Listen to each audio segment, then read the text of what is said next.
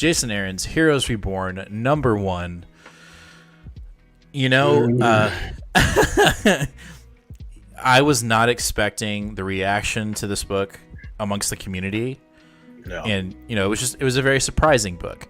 I think both of us went into this event, this book, thinking extremely low expectations, because Jason Aaron's Avengers run has just gone downhill, I would say, in the sense of pacing and just connectivity. And this felt like the earlier half of Jason Aaron's Avengers run. Yeah, it did. I honestly was very, very hesitant on this book. Mm-hmm. I read it at like 3 or 4 o'clock today because I was just like, I don't want to read it.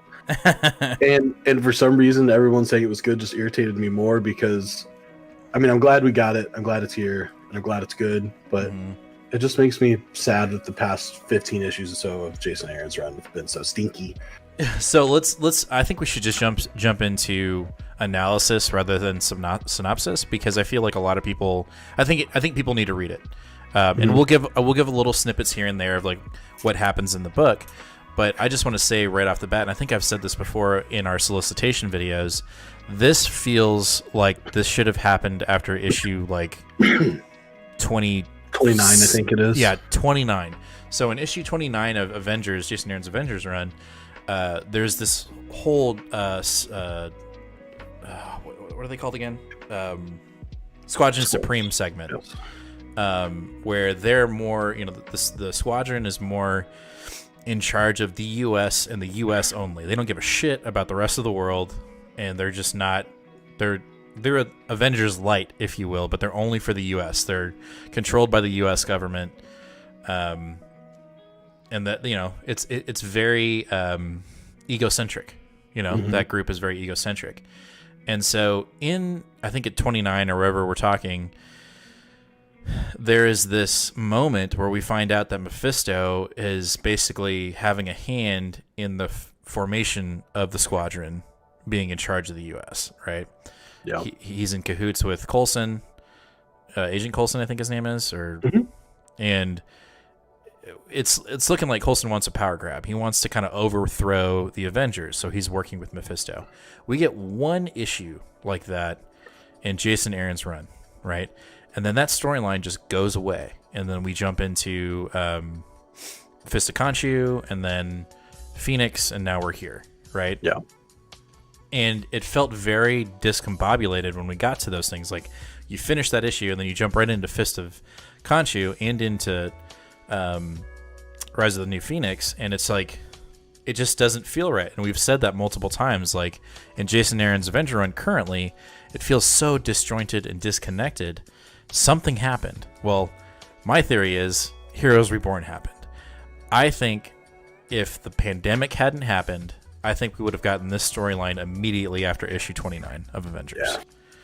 Yeah, I think so.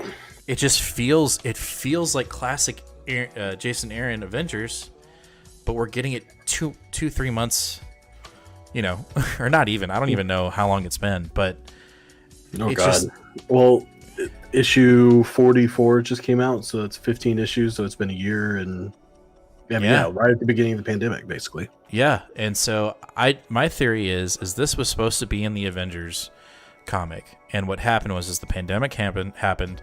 Marvel canceled a bunch of books. They had events set up, like the Dark Ages one or whatever that was. We haven't heard anything about that since, and I think they saw this specific storyline, and they're like, how long is this issue? How long is this arc? And Jason was like, I mean, it's pretty beefy. Like, it's probably like a year's worth of material. And they're like, good, let's make an event. Let's make a summer's event for when we're finally like back to normal. And I really think that's what this is. So just to solidify the claim here, that was Avengers number 32, which was released on March 11th, 2020. That was exactly 3 days before Fort Worth shut down. I remember it vividly because my birthday is the 12th, so it was right then. We don't get another issue of the Avengers until the first issue of Khonshu, which is May 27th. And and then we don't get another issue after that till July 15th. So we've got a 2.5 month gap. You've got a 10-week gap between Squadron Supreme Mephisto issue and the beginning of Khonshu. It seems very clear to me as well that this was just supposed to be the next arc, and it was supposed to be a big, beefy spring through summer run, and then it just got pushed back for whatever reason. Pushed back and pulled and then made into an event. And I mean, to that credit, like if you are that Marvel guy or that comic book collector that's going to pick up all the event books, then okay, this is a home run for Marvel, because everyone, there's a ton of tie-in issues, and they're not, I mean, there's not as much as King in Black, but there's a good handful. But that being said, Heroes Reborn #1 was really good. It was really refreshing, and it felt like classic Jason Aaron Avengers. Even though the Avengers aren't really in this book. And I think the biggest clue for me is there's two things. It's Blade knowing that the Avengers essentially existed in his mind, and he's trying to figure out what the hell's going on in this timeline. And then there's a panel where we do meet Coulson, and he's like, it's funny how things come together. And you're like, fucking this is issue 32. Like, it's literally a continuation of issue 32. Yeah, this very much has a Age of Apocalypse, House of M style setup to where only one person knows that there's something is amiss and something is wrong. However, we keep saying that this is Jason Aaron back to his form, and which it is. But I also can't help but admit or point out that this is Eric McGinnis's first issue since issue 32, which was the last Squadron Supreme issue. Okay. Actually, I could be wrong about that. It could even be before that. No. Okay, it is. Ed McGinnis was 32. So it has been a year and 2 months since we have seen the main writer on his own book. Wow. And one of the things that I think is so strong about this book, especially during the first couple arcs, and everyone was just really on board with this book, was the just amazing, the huge, bombastic, big. Ed McGinnis does the big, giant muscles, and he loves the big, giant splash pages, but he still gives Jason Aaron a lot of room to put word bubbles, and there's stylistically. I read this issue and I was like, oh, this is why I screamed like a little kid when Ron put the first 25 issues up on his live sale for like $50, and I was like, yo, give me right away. Yeah. And then I took it home and literally devoured it in 2 days. And I was like, this is the familiarity, this artwork. It just complements Jason Aaron so well, and so I think that's a big part of what makes me feel like this was a successful first issue. For sure. And I mean, there's really cool. I mean, there's just cool ideas in here. You got Doctor Doom as, with the diamond of the Juggernaut. I forget how to say it. Cyttorak.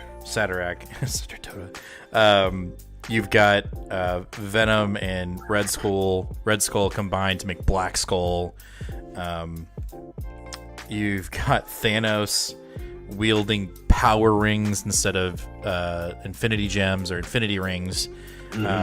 The combination of Scarlet Witch and Quicksilver, that is fucking epic. I was when I read that, and he literally gives the backstory in 3 blurbs, which I think is all you need. And I hope we get more of it later. But basically, Scarlet Witch's brother dies, and she loses it. And basically her chaos magic and absorbs his power. Yeah, and so she's really fast at making magic, which I thought was really cool. So she's called the Silver Witch. And then I told you this when we talked about this earlier. I don't quite understand who Power Princess is fighting from Asgard. It's yes, that's the Mangog and the suit. What's the suit called? The Asgardian. The Destroyer. Yeah, it's the Destroyer and the Mangog. So Mangog is he's a super classic Thor character. I think it was in the late 70s during the Ragnarok times. He comes back again during the Jane Foster run and is almost fucking obliterates everyone. Like he's pretty beefy. So yeah, as soon as I saw that, I was like, fuck yeah, this is cool. Yeah. So, you've got that, and then throughout the entire book, you just have Blade trying to figure out what the fuck's going on, because he's the only one that remembers the Avengers. Like, either A, they're not an Avenger, like Tony never put on the armor, he never got the shrapnel in his heart. You've got Thor, he never really picked up Mjolnir, and he's just a drunk.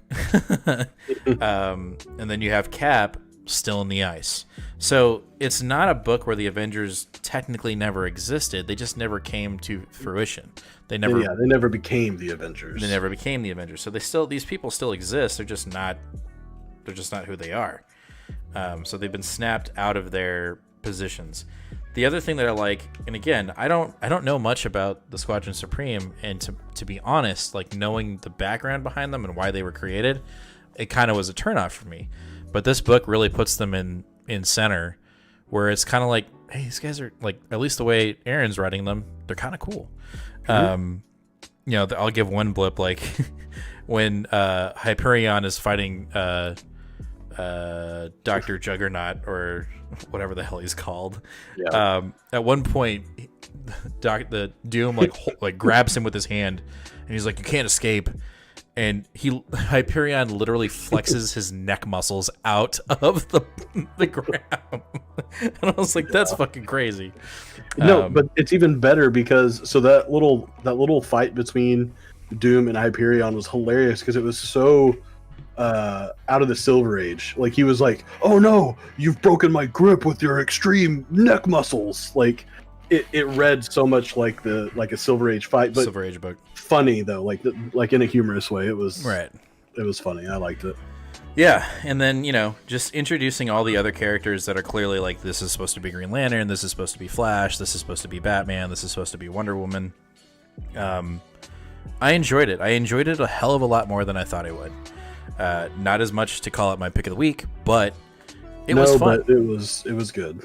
Yeah. Honestly, who was it that picked this as pick of the week? Gem Mint. Yeah, you told me that the day it came out, and I was like, that guy don't know comic books. his opinion. You were like, his opinion is kind of busted. Yeah. My bad. But then Robbie came out and he was like, it was actually good. And then I sat there going like, holy shit, like, maybe I'm validated in the fact that this is somewhat of a decent book. And let's just point out this thing. So you were talking about like big splash pages. This right here, with like all the situations that are going on in this book, the entire team fighting somebody, this is epic.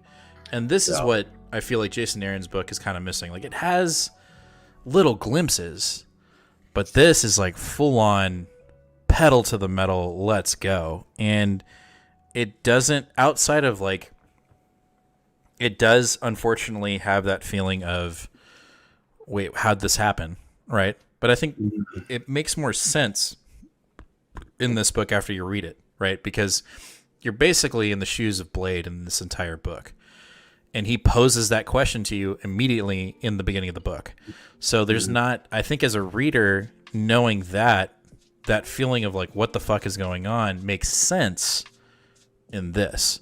Whereas that same feeling in Khonshu and in Phoenix, it just doesn't feel right. It feels completely disconnected. Right.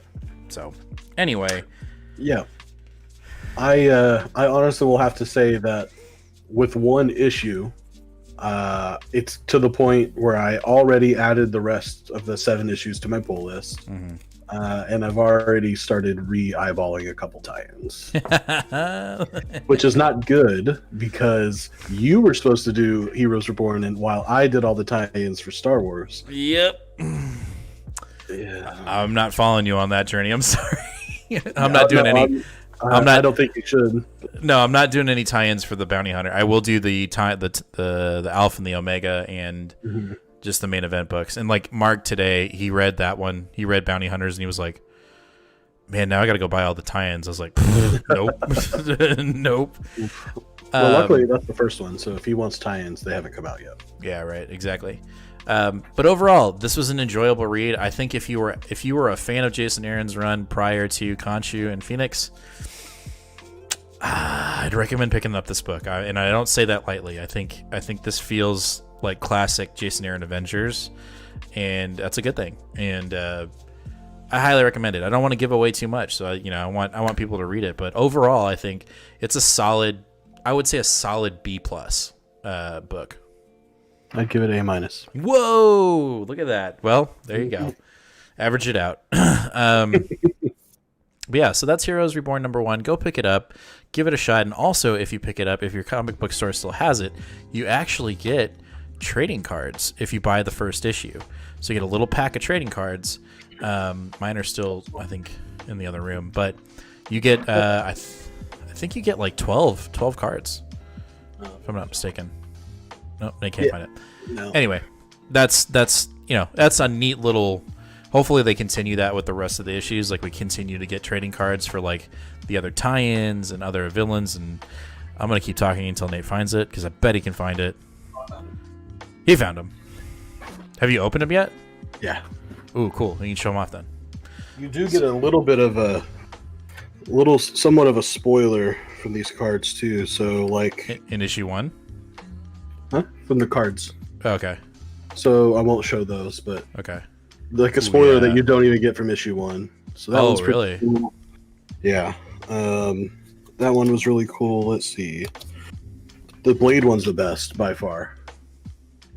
It's hard to say. It won't focus, but Blade one's dope. Yeah. Blade one's very good. Anyway, you get a bunch of them. You get, 4, 5, 6, 7, 8, 9, 10. So there's a Mephisto one, all kinds of stuff. I'm sorry that you don't have that many comic stores around you.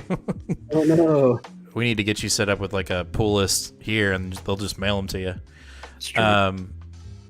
If that's what you want. Anyway, so that's Heroes Reborn #1. Enjoyed it very much, and I'm actually pretty pumped for the rest of the